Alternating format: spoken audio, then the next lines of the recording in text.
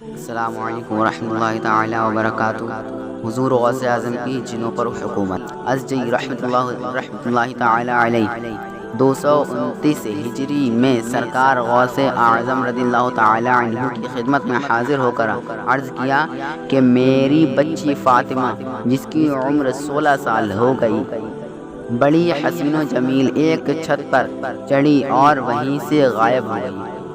آپ نے فرمایا گھبراؤ نہیں، آج رات کو کرخ کے جنگل میں جاؤ اور 5ویں ٹیلے پر بیٹھ جانا، لیکن دیکھو خیال رکھنا اپنے چاروں طرف ایک لکیر کھینچ لینا اور دائرہ کھینچتے وقت بسم اللہ عبداللہ عبدالقادر پڑھتے رہنا۔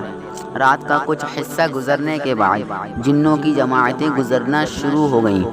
ان کی شکل و صورت بڑی بھیانک اور ڈراؤنی ہوگی، مگر تم بے خوف و خطر بیٹھے رہنا، وہ تمہیں کوئی ضرر نہ پہنچائیں گے۔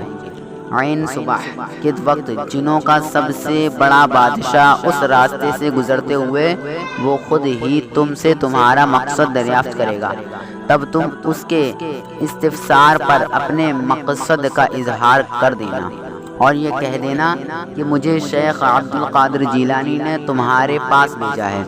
اس کے بعد اپنی لڑکی کے غائب ہونے کا پورا واقعہ بیان کرنا۔ محمد بغدادی ازجی رحمۃ اللہ تعالی علیہ فرماتے ہیں کہ میں نے سرکار غوث اعظم کے حکم کے مطابق عمل کیا اور ٹیلے پر جا کر اپنے چاروں طرف لکیر کھینچ کر بیٹھ گیا۔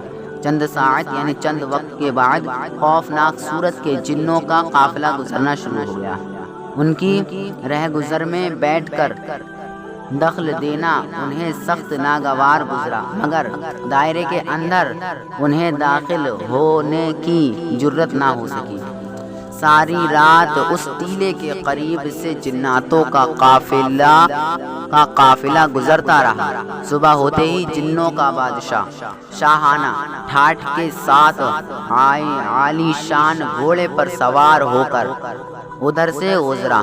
بادشاہ نے مجھے دیکھتے ہی خود کلام کیا اور کیفیت معلوم کی، تو میں نے جواب دیا کہ مجھے شیخ عبدالقادر جیلانی غوث الثقلین رضی اللہ تعالی عنہ نے تمہارے پاس بھیجا ہے۔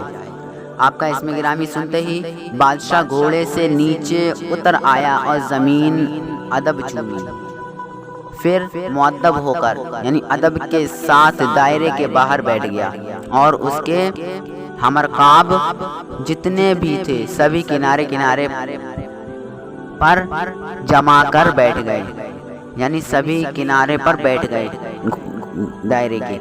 بس وہ عجیب منظر تھا، حد نگاہ تک جن ہی جن نظر آتے تھے۔ جب بادشاہ نے دوبارہ واقعہ کی تفصیل معلوم کی تو میں نے اپنا پورا واقعہ بیان کیا کہ میری بچی کس طرح چھت پر گئی اور کیسے یک بیک وہاں سے غائب ہو گئی۔ تفصیلی حالات معلوم کرنے کے بعد بادشاہ اپنے ساتھ کے تمام جنوں کی طرف متوجہ ہوا اور بولا کہ بتاؤ تم میں سے کون ہے وہ جس نے یہ حرکت ناشائستہ کی ہے۔ سارے جن لرزا اٹھے اور کہنے لگے ہمیں اس کی قطعی کوئی علم نہیں ہے، یعنی ہمیں اس کے بارے میں کچھ معلوم نہیں ہے۔ پھر بادشاہ نے اپنے مقرب سپاہیوں کو حکم دیا کہ جس نے بھی یہ ناشائستہ حرکت کی ہو اسے جلد سے جلد گرفتار کر کے میرے پاس لاؤ۔ تھوڑی دیر میں کیا دیکھتا ہوں کہ ایک جن بادشاہ کی خدمت میں حاضر کیا گیا جس کے ہمراہ میری غائب شدہ بچی بھی تھی، یعنی جس کے ساتھ میری جو بچی غائب ہو چکی تھی وہ بھی تھی۔